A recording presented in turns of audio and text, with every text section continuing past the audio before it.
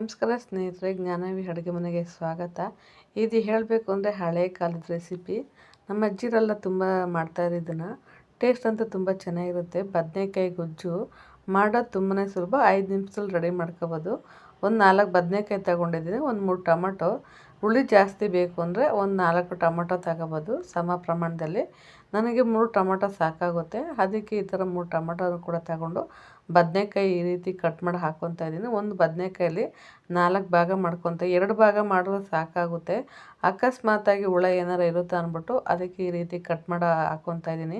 ಎಲ್ಲ ಬದನೆಕಾಯಿ ಇದೇ ಥರ ತಗೊಂಡು ಹಾಕ್ಕೊತಾ ಇದ್ದೀನಿ. ಎಳೆ ಬದನೆಕಾಯಿ ತಗೋಬೇಕು. ಈ ಥರ ವೈಟ್ ಇಕ್ಕಿರೋ ಬದನೆಕಾಯಲ್ಲಿ ಮಾಡಿದ್ರೆ ಈ ಗೊಜ್ಜು ತುಂಬಾ ಟೇಸ್ಟು ಚೆನ್ನಾಗಿ ಬರುತ್ತೆ. ಸ್ವಲ್ಪ ಉಪ್ಪು ಕೂಡ ಹಾಕ್ಕೊಂಡು ಕ್ಲೀನಾಗಿ ತೊಳ್ಕೊತಾ ಇದ್ದೀನಿ.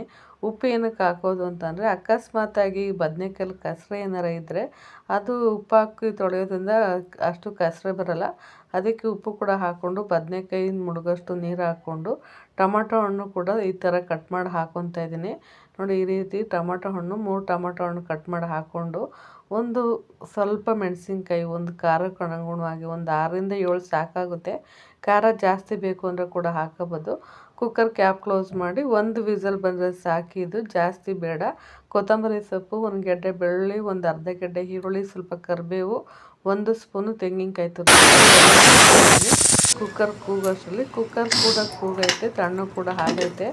ಓಪನ್ ಕೂಡ ಮಾಡಿ ತೋರಿಸ್ತಾಯಿದ್ದೀನಿ ನೋಡಿ. ಇಷ್ಟು ಚೆನ್ನಾಗಿ ಕುಕ್ಕರು ಒಂದು 2 ವಿಸಲ್ಗೆ ಇಷ್ಟು ಚೆನ್ನಾಗಿ ಬೆಂದೈತೆ ಬದನೆಕಾಯಿ ಎಲ್ಲ. ಹಸಿಮೆಣ್ಸಿನ್ಕಾಯಿನ ಸಪ್ರೇಟಾಗಿ ಎತ್ತಿಟ್ಕೊತಾ ಇದ್ದೀನಿ. ಮಸಿಯೋದಕ್ಕೆ ಹಸಿಮೆಣ್ಸಿನ್ಕಾಯಿ ಕ್ಲೀನಾಗಿ ಸಿಗೋಲ್ಲ. ನಮಗೆ ಹಸಿಮೆಣ್ಸಿನ್ಕಾಯಲ್ಲೇ ಖಾರ ಬೇಕಾಗಿರೋದ್ರಿಂದ ಹಸಿಮೆಣ್ಸಿನ್ಕಾಯಿನ ಮಿಕ್ಸಿ ಜಾರ್ಗೆ ಹಾಕ್ಕೊಂಡು ಕ್ಲೀನಾಗಿ ರುಬ್ಕೊತೀನಿ. ತರ್ತರಿಯಾಗಿ ರುಬ್ಕೊಂಡ್ರೆ ಸಾಕು, ನುಣ್ಣಗೆ ಪೇಸ್ಟ್ ಮಾಡೋದೇನು ಬೇಡ. ತರ್ತರಿಯಾಗಿ ರುಬ್ಕೊಂಡಿದ್ದೀನಿ. ಟೊಮಟೊ ಸಿಪ್ಪೆನೂ ಕೂಡ ಸಪ್ರೇಟ್ ಮಾಡ್ಕೊತಾ ಇದ್ದೀನಿ. ಟೊಮಟೊ ಸಿಪ್ಪೆನೂ ನಮಗೆ ಬೇಕಾಗಲ್ಲ. ಟೊಮಟೊ ಸಿಪ್ಪೆನೂ ಸಪ್ರೇಟ್ ಮಾಡಿಕೊಂಡು ಹಸಿಮೆಣ್ಸಿನ್ಕಾಯಿ ಕೂಡ ಪೇಸ್ಟ್ ಮಾಡಿಕೊಂಡು ಇದನ್ನು ಒಂದು ಮಸಿಯೋ ಕೋಲಲ್ಲಿ ಈ ರೀತಿ ಮಸ್ಕೊತಾ ಇದ್ದೀನಿ. ತರ್ತರಿಯಾಗಿ ಮಸ್ಕೊಂಡಿದ್ದೀನಿ. ರುಬ್ಬಿರೋ ಅಂಥ ಹಸಿಮೆಣ್ಸಿನ್ಕಾಯಿ ಪೇಸ್ಟ್ ಕೂಡ ಹಾಕ್ಕೊಂಡು ಅದನ್ನು ಎಲ್ಲ ಕ್ಲೀನಾಗಿ ಮಿಕ್ಸ್ ಮಾಡಿಕೊಂಡು ಇದಕ್ಕೊಂದು ಒಗ್ಗರಣೆ ಮಾಡಿಕೊಂಡ್ರೆ ಸಾಕು, ತುಂಬಾ ಚೆನ್ನಾಗಿರುತ್ತೆ. ನಿಮಗೆ ಒಗ್ಗರಣೆ ಬೇಡ ಅಂತಂದರೆ ಹಾಗೆ ಕೂಡ ತಿನ್ಬೋದು. ಒಗ್ಗರಣೆ ಮಾಡಿಕೊಂಡ್ರೆ ಸ್ವಲ್ಪ ಟೇಸ್ಟು ಡಿಫ್ರೆಂಟಾಗಿರುತ್ತೆ ಅಂದ್ಬಿಟ್ಟು ಅದಕ್ಕೆ ಸ್ವಲ್ಪ ಒಗ್ಗರಣೆ ಮಾಡ್ಕೊತಾ ಇದ್ದೀನಿ. ಸ್ವಲ್ಪ ಎಣ್ಣೆ 1 ಸ್ಪೂನು, ಒಂದು ಸ್ವಲ್ಪ ಸಾಸಿವೆ, ಸ್ವಲ್ಪ ಜೀರಿಗೆ ಚಿಟಪಟ ಅಂದಿದ ಮೇಲೆ ಜಜ್ಜಿರೋ ಅಂಥ ಬೆಳ್ಳುಳ್ಳಿ ಹಾಕ್ಕೊತಾ ಇದ್ದೀನಿ. ಈ ಥರ ಬೆಳ್ಳುಳ್ಳಿ ಜಜ್ಜಿ ಕೂಡ ಹಾಕೋಬೋದು, ಇಲ್ಲಾಂದರೆ ಕಟ್ ಮಾಡಿ ಕೂಡ ಹಾಕೋಬೋದು.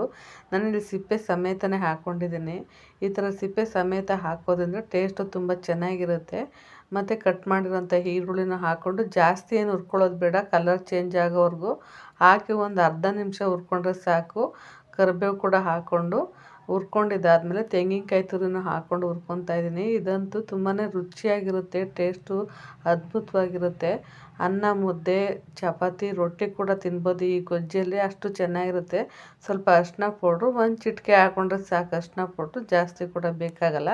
ಇದು ಸಾಂಬಾರು ಪೌಡ್ರು ಅಂದರೆ ಬೇಳೆ ಸಾಂಬಾರು ಪೌಡ್ರು ಕೂಡ ಹಾಕ್ಕೊಂಡಿದ್ದೀನಿ. ಬೇಳೆ ಸಾಂಬಾರು ಪೌಡ್ರು ಹಾಕೋದ್ರಿಂದ ಟೇಸ್ಟು ತುಂಬ ಚೆನ್ನಾಗಿ ಬರುತ್ತೆ ಅಂತ ಅಷ್ಟೇ.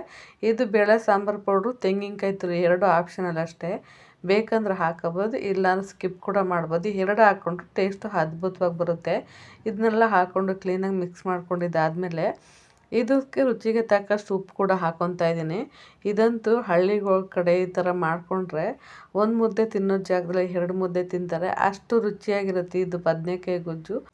ಈ ಥರ ಬದನೆಕಾಯಿ ಗೊಜ್ಜು ಎಲ್ಲರಿಗೂ ಇಷ್ಟ ಆಗುತ್ತೆ. ನೀವು ಒಂದ್ಸಲ ಟ್ರೈ ಮಾಡಿ.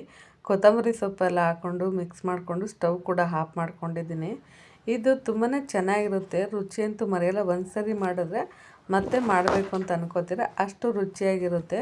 ಇದನ್ನೆಲ್ಲ ಕ್ಲೀನಾಗೆಲ್ಲ ಮಿಕ್ಸ್ ಮಾಡ್ಕೊಂಡಿದ್ದಾದ್ಮೇಲೆ ಮುದ್ದೆ ಕೂಡ ಸರ್ವ್ ಮಾಡ್ಕೊಂಡಿದ್ದೀನಿ. ವಿಡಿಯೋ ಇಷ್ಟ ಆದರೆ ಲೈಕ್ ಮಾಡಿ. ಇನ್ನೂ ಯಾರೆಲ್ಲ ನನ್ನ ಚಾನಲ್ಗೆ ಸಬ್ಸ್ಕ್ರೈಬ್ ಮಾಡಿಲ್ಲ ಪ್ಲೀಸ್ ಸಬ್ಸ್ಕ್ರೈಬ್ ಮಾಡಿ, ಹಾಗೆ ಕಮೆಂಟ್ ಮಾಡಿ. Thank you for watching.